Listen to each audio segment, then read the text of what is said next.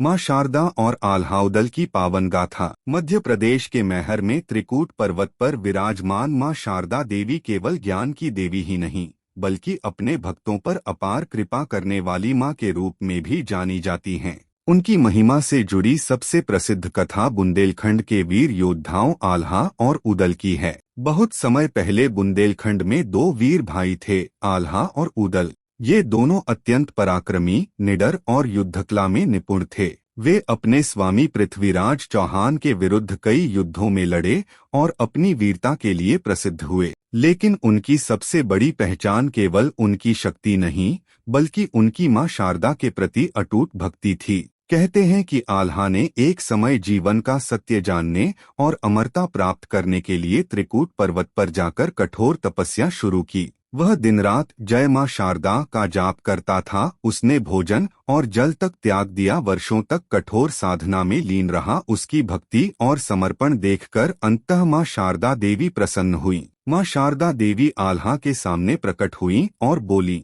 हे पुत्र, मैं तुम्हारी भक्ति से प्रसन्न हूँ, वर मांगो। आल्हा ने धन, राज्य या विजय नहीं मांगी, बल्कि माँ के चरणों में भक्ति और अमरत्व मांगा। माँ ने उसे आशीर्वाद दिया, वह अमर रहे, उनकी शक्ति कभी समाप्त नहीं होगी और वह सदा माँ का परम भक्त बने रहे।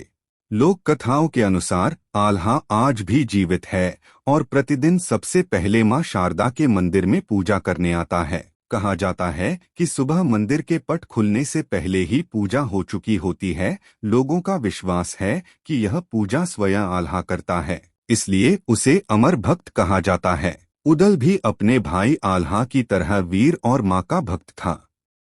उसने अनेक युद्धों में अपनी वीरता दिखाई। वह हमेशा धर्म और सत्य के लिए लड़ता थे। हालांकि उदल को अमरत्व का वरदान नहीं मिला, लेकिन उसकी वीरता और भक्ति आज भी लोकगीतों और कहानियों में जीवित है। बुंदेलखंड क्षेत्र में आल्हाखंड नाम से प्रसिद्ध लोक गाथाएं गाई जाती हैं, जिनमें आल्हा उदल की वीरता और मां शारदा की कृपा का वर्णन होता है। सावन और वर्षा ऋतु में ये गाथाएं विशेष रूप से गाई जाती हैं। यह परंपरा आज भी गांव-गांव में जीवित है। आप भी माँ के बारे जानते हैं तो हमें कमेंट में जरूर बताएं और वीडियो पसंद आए तो सब्सक्राइब करें।